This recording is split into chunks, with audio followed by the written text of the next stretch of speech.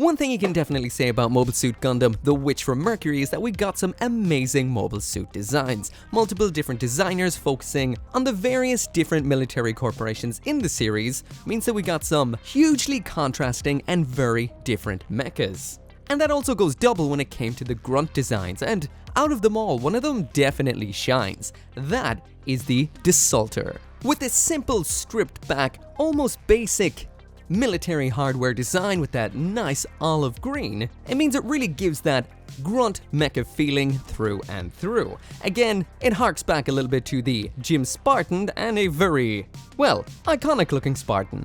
And when it does come to the high-grade kit, this is absolutely awesome, especially if you're looking for something that is quick and easy to build, so you can build a whole bunch of them. You get a ton of weapons included as well, so you can outfit them all completely differently. It comes with an absolute armory. Honestly, the worst aspect about this particular kit right here is that Bandai decided to make it premium Bandai, so if you are having trouble getting one or multiple for yourself, you can get yours exactly where I got mine, and that is through BUYEE. Now let's wind it back and get it built.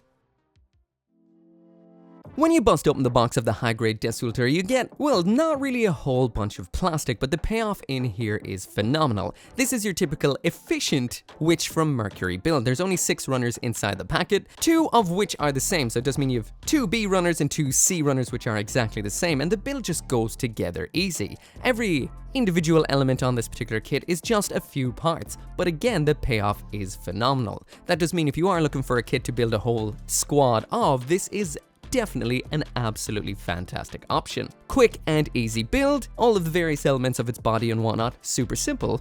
And if there was one little bit of a letdown, again, this could be a criticism of a lot of aspects in current gunpla, and that is the use of a C-clip. There is a C-clip used in the elbow joint that really isn't the strongest and doesn't really have the greatest range of motion, but I feel like you can kind of sideswipe that a little bit with the, well, it is a mass-produced mobile suit cope.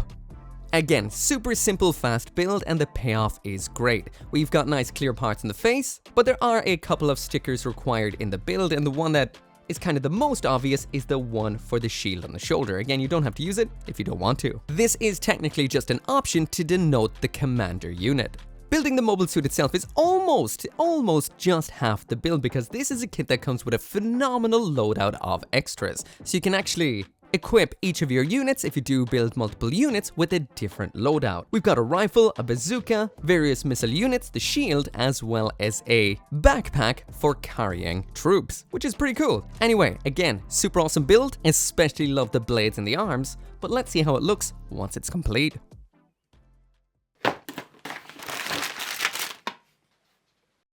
So jumping into the aesthetics, and here's what the high-grade Desultor looks like out of the box, pretty much straight built. I did do a little bit of simple panel lining here and there just to bring out some of the panels, and speaking of which, it does have some nice paneling, especially around on the legs, and I do feel the legs are where the design is the most complex. The upper body, the arms, and the head are a little bit on the simple side, but when it does come to the head, we do have a nice orange clear part in there, and I haven't done anything at all to this. It just catches the light so perfectly. It is very nice. This is definitely a stripped down grunt design, definitely, but that works so nicely in its favor.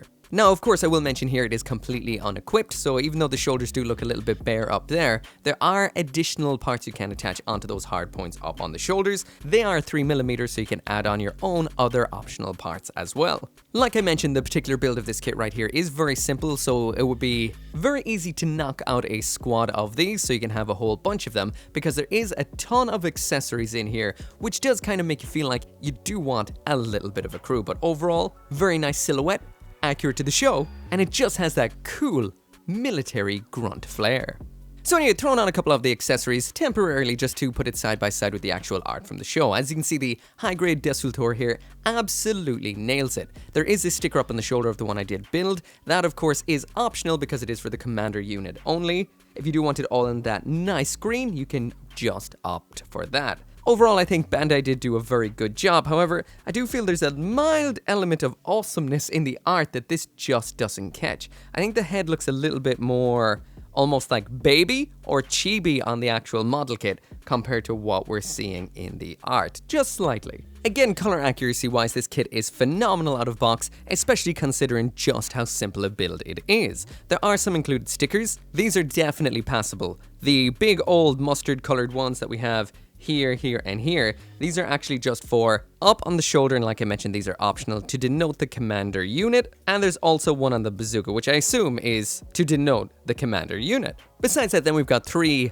metallic orange ones. These are for sensors, again, passable because these do look nicer than plastic usually. And these are rocking around on the back of the head, this side of the rifle, and finally on the side of the cannon. When it does come to the model kit sins, aka the knobs, molds, and seams, as you'd expect with a kit that is, well, very nice with very little parts, it does not get away completely unscathed. There are a couple of mold lines that are in prominent places like the cockpit hatch right here, the lower segment of that right there as well, but for the most part you get away fairly good. Knob marks aren't as bad as I expected them to be on this kind of colored plastic. It is nice and soft, so it doesn't mark up too much. As long as you kind of pay attention, you're not really going to get too much in the lines of marks all around the place, so definitely passable there too. And the design of this is incredible, so there are really no seams. For example, I think these shoulder or upper arm sections are all one piece. That does mean you end up with a little bit of a mold line across there. It will be covered with the shield, but it does mean you don't get much in the lines of seams. We've got a very nice orange clear part in the face, and this actually brings the head from being extremely basic to looking pretty cool and technical. Very, very nice. You could chrome the inside of that if you do want it to pop a little bit more, but even straight out of box, it catches the light oh so nicely. So jumping into the size comparison, there it is side by side with 2 standard sized Gundams, that being the RX-78-2 high grade on the left and the real grade on the right. So as you can see, it's about average size for a mobile suit, which you'd think it'd be a little bit smaller based on its proportions, but it's a nice size. When side by side with a couple of units from the same universe, it does look a little bit smaller, that being the high grade aerial rebuild on the left and the high grade Rubris and Nocta on the right, or in English, Elfrith and Avata for whatever fucking reason. Blasting through some random high grades now, we've got the high grade D Gundam First, high grade AOZ Hyzak, Police Zaku, Gundam G Coax, Seed Zagok, Gundam Barbatos, and the high grade Gundam EX. So jumping on into the accessories, and here's the high grade Desultor with everything that it comes with. What we get in here is the cannon, the shield, the troop randoseru, drone carrier, rifle, missile launcher, 2 magazines for using with the rifle, and 2 alternate hands for a grand total of 4 hands. Definitely a very, very nice loadout here. So first off, in here we do have 2 options of hands. These are nicely designed. They actually, again, look like a stripped down military version, as in, we don't have a full set of fingers, it's just a plate where there would have been 3 fingers, the index and a thumb. So it does make them look, again, extremely mass produced. Around back, there's some nice detail, a little bit of a raised section, which makes them look a little nicer than your average hand. The other variant we have in here, the optional hands, is the widespread, or should I say the open version. Again, just 2 fingers, one large, one small. We've got that nice raised panel section, and we do have an open thumb. There is no articulation here, but this is so nicely designed, it almost looks like there is some. All the individual joints you can see nice and clearly. Attaching the hands is nice and simple. You just pop it on just like so. Just ball joint attachment. There is a little bit of hollowness inside of the forearm, but that probably is on purpose. And one of the coolest aspects here is that this unit actually has onboard weapons, which always makes so much sense. To have something you can just deploy instantaneously, even if everything that was holding onto is gone. Basically, you just push up from the bottom like so, pull out the top like this, and that is the heat knives. They look pretty cool, and I just love onboard forearm weaponry. It's something that's just so cool and makes just so much sense on a mecha. Next up in here, we've got the assault rifle, and this is deceptively simple looking at first. It's got a nice blocky design.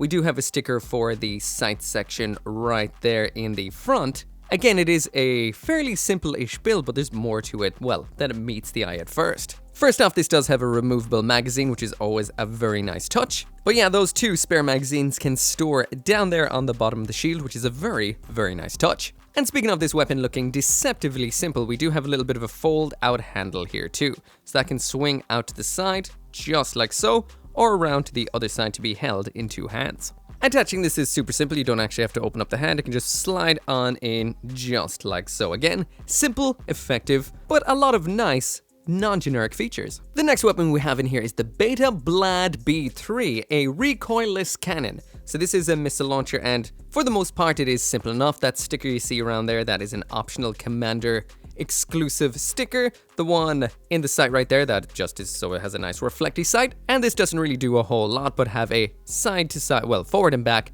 moving handle right here, and this little bit for attachment.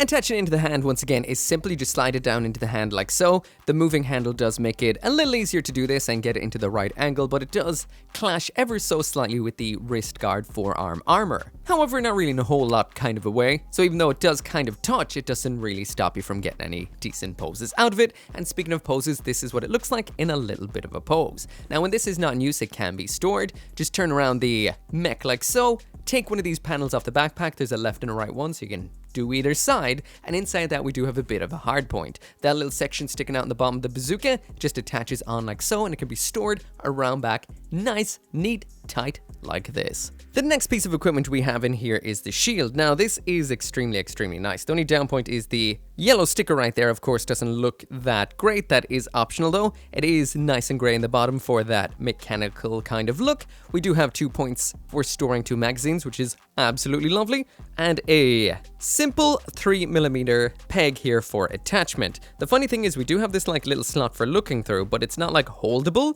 It's only shoulder attachable, so when you're attaching it just pops on like that. So I'm not exactly sure when and if it could look through the little shoulder slot, but it is there in case it needs it, I guess.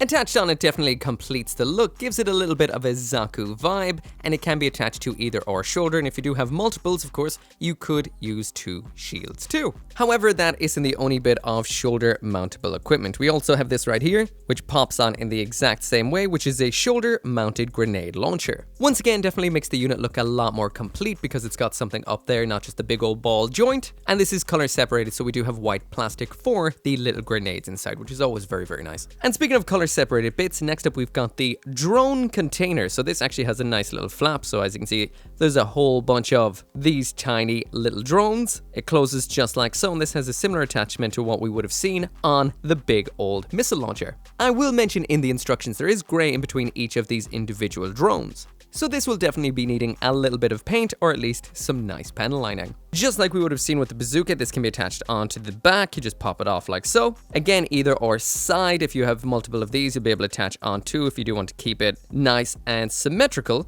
And that right there is what it looks like attached. Once again, flap opens and looks a little bit like that. So as you can see, you can actually load on pretty much 90% of this particular high grades equipment all at the one time. This is very nice, especially if you're not planning to actually get a whole bunch of them, or even if you do get a whole bunch of them, you don't have tons and tons of accessories kind of lying around, just kind of taking up space and going, well, relatively unused. It is always nice when you get most of the equipment onto a unit, so at least you can store it on the actual unit itself, and it does look cool when it is fully kitted out. There is only one kind of thing left over, and that is this pretty interesting unit right here. This is the Troop Randoseru. Now, a Randoseru is a Japanese style backpack that kids wear to school, so that's exactly what this is. Now, it does come to the color separation on this. It's not quite as nice as what we do see on the box and in the manual. We do have these little opening sides on it. They're the steps, of course, into the actual troop carrier aspect. So the thought of a whole bunch of troops in a unit on the back of a mecha getting flown into combat is a pretty cool idea. I will also mention this does look at home on the ground. Of course, this is where it'd be dropped off when the troops are entering and exiting, so you can always pop it right beside the actual mobile suit when it is on your display, and it doesn't look particularly out of place like a whole bunch of weapons just scattered there. So essentially you can display it with 100% of its equipment at the same time. As for attaching this, you just need both of those little slot attachment points right there, and why I'm actually added the usual high-grade backpack adapter is here, so if you want to use this backpack on something else, or vice versa, you can do that. Anyway, the Randoseru, you just close up the bits, stick it on just like so, and there you go, it's ready to carry those troops right on into combat.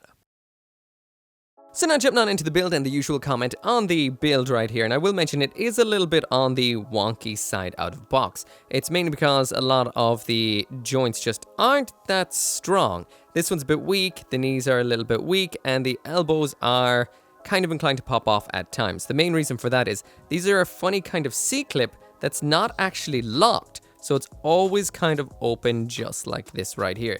There's where it attaches on. So sometimes if it falls over or something like that, the arm will just straight up pop off. But it's been supporting it okay so far. The knee's a little bit more on the weaker side. Again, this is a similar style joint to that. Could be better, but again, it could be worse. And it's kind of hard to hate on it, considering this is meant to be an obsolete, out-of-date mobile suit in the actual Witch from Mercury. So in a way, if it is a bit rickety and a bit kind of crappy, I guess, like, you know, it is lore accurate. So finally getting into the usual pose, and this is definitely a mixed bag. First off, the joints are a little bit weak. This hip has popped on me a couple of times because it's just got a shallow connection. But overall, besides that, it does drop nicely into the pose. The ankle articulation is great, which does kind of beget a bit of a naked, unarmored ankle kind of look, but overall it falls into the pose nicely. All the joints have nice range of motion. The knees and the elbows could be a little bit better, but everything else makes up for that very, very well. It gets into the pose well, it looks nice. From some angles it can look a little bit on the funny side, mainly because of the lack of shoulder armor, but once you've got the armor parts on, or should I say the weapons, that will go away instantly. Overall, it does it quite well. Another kit that is definitely somewhat better than the sum of its parts.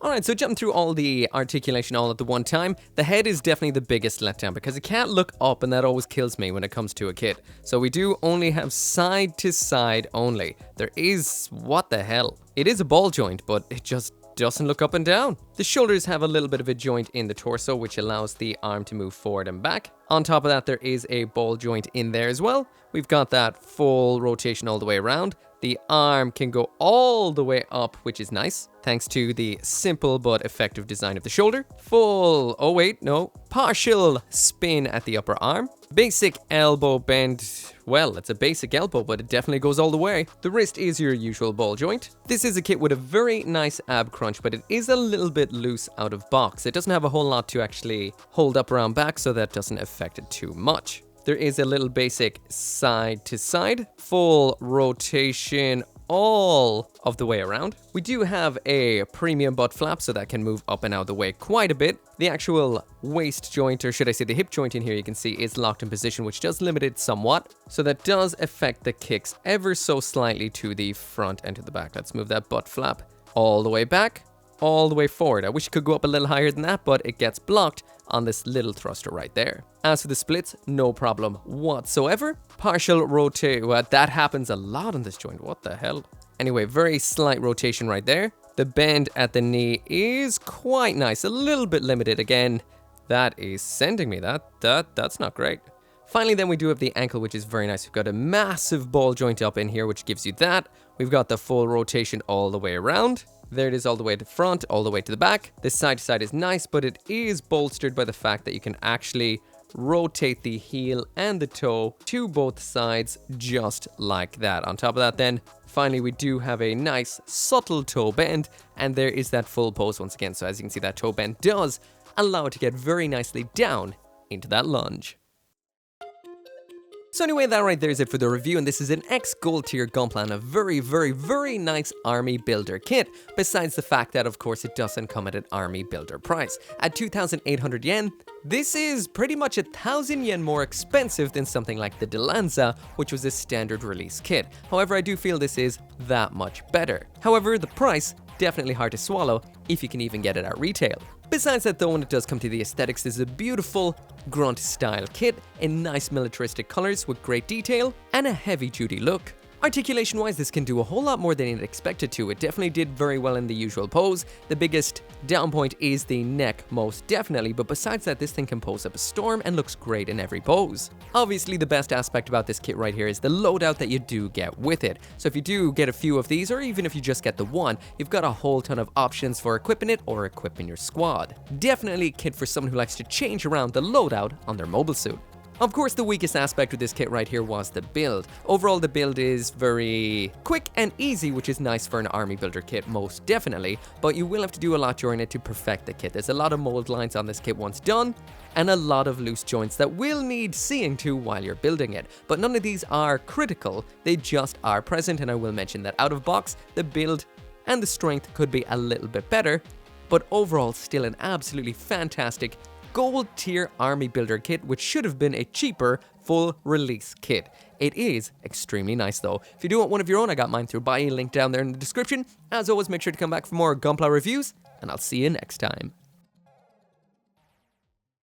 As always, all these videos on here would not be possible without each and every one of you guys watching these videos, so thank you so much. And special thanks to those of you who are helping out over on the Patreon, as well as on the channel members, including Abraxas, Caleb Engelhart, Joe or G, 59061, Scotty Thomas, Simon, and Van Fawn.